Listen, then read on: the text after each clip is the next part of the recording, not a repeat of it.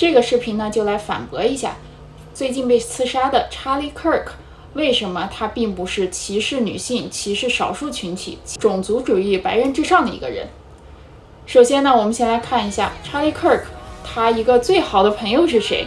他的朋友圈一个多年的好友是目前时政类最大的女性博主 Candace。Candace 女士呢，在各个主流平台都有500万到700万的粉丝，相当于是女性时政博主的顶流了。之前呢 Candace 在查理创办的 Turning Point USA 这个组织工作过2年，在这期间呢，他们2个人就发展出了很深厚的友谊。我们现在来看看 Candace 本人是怎么评价查理的。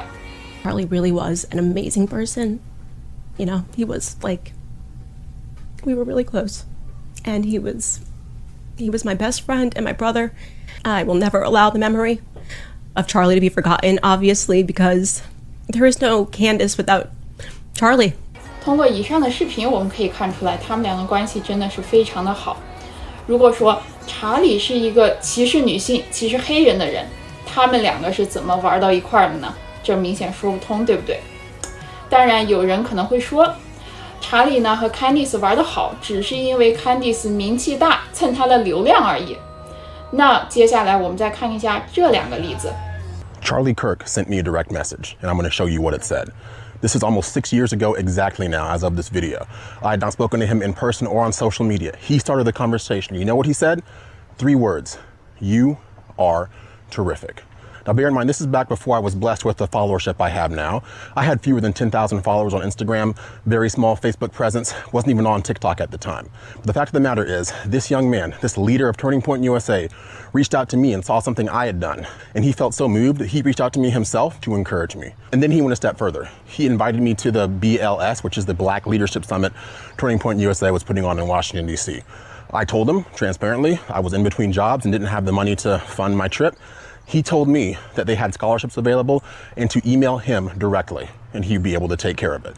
I did, and that's the story of how I got to be a part of the Young Black Leadership Summit, which was instrumental in springboarding me to where I am today.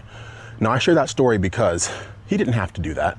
And if he was a racist person, why would he do that? I'm so tired of people being besmirched by the tired liberal lie that anyone they don't like has to be some sort of racist. And I'm not immune to this. They call me racist myself. Of course, it's ridiculous on its face, but this is the nonsensical nature of your average leftist. They really want you to believe deep down Charlie Kirk hated all black people. He saw the best in everyone. He saw in me something I didn't even quite see in myself at the time, and he chose to encourage me. That is why I will literally and metaphorically pick up that mic and continue the work that he started, because I myself and many others are tired of being slandered and maligned by individuals who have nothing to sell us but fear, panic, and lies 24/7. I had to share that story with you. I thought about keeping that to myself, but the more I see him being typecast as some sort of evil person, the more I cannot be silent, and I hope that you will not be silent as well. It is time for action like never before. It is time for voices to rise like never before, and I hope you will join me in that effort. All the lies and misinformation that is commonly being spread right now about Charlie Kirk. And it's ironic because someone like Charlie Kirk is oftentimes called racist and homophobic, yet he's one of the main reasons this YouTube channel that you're watching right now even exists in the first place. He knew the young gay black Amir in 2018 and strongly advocated him to be more vocal online and spread his thoughts and to always seek the truth. The night of the first event I ever gone to in 2018 where I met Charlie Kirk for the first time, that I started being vocal online, and here we are today, and to this day I still have one of the hats he even gave me. So I feel like this video is necessary because that's all Charlie ever did and pushed me to do and pushed everyone to do, is to seek out the truth.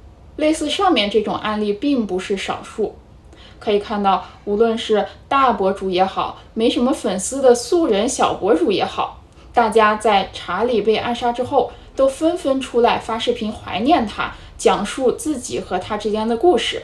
可以看到查理柯克非但不是种族主义者，他甚至还在日常生活中默默地帮助少数群体的小博主。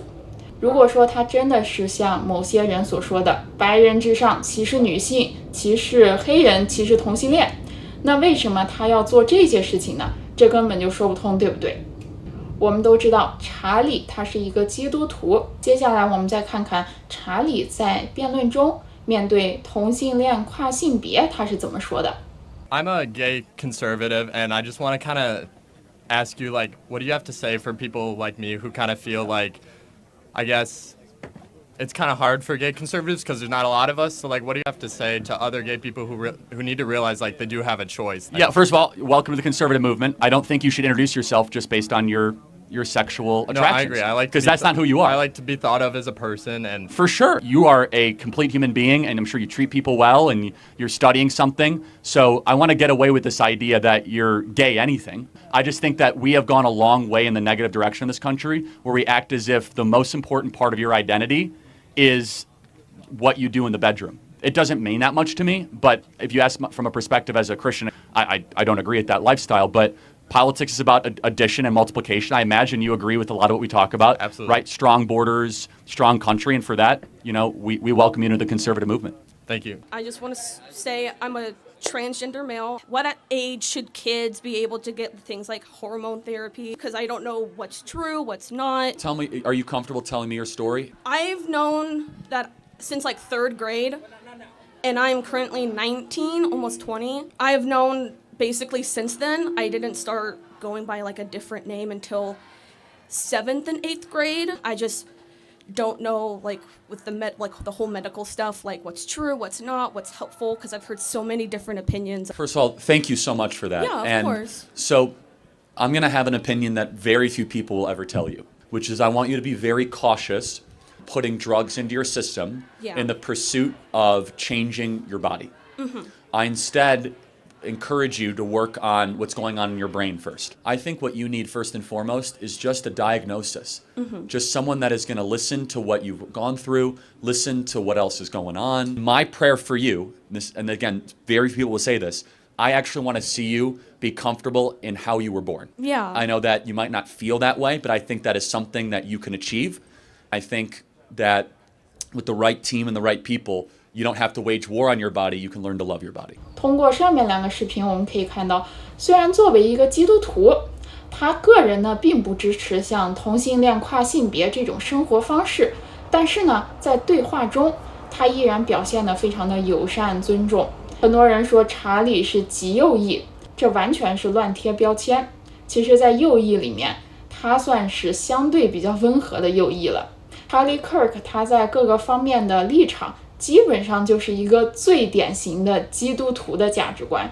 要知道美国有超过1半的人口都是基督徒，和他立场相似的人完全不在少数。说他是极右翼，这确实是过于夸张了。网络上呢，经常有一些人故意断章取义，截取一些零星的1、2个有争议性的句子到处乱发，完全就是故意的抹黑。视频最后呢，我们再来看这样一个视频来结束今天的内容。Who are you? My name is Charlie Kirk, and I love America.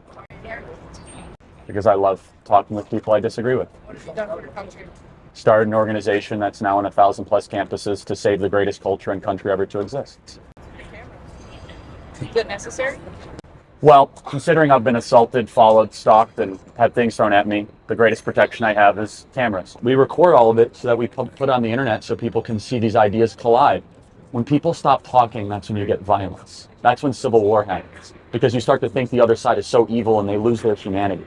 Marriages break apart when you stop talking, churches fall apart. And I think what makes this country on the verge of going to a place we don't want it to go right now is we're afraid to go to places like this and have these conversations. I'm not.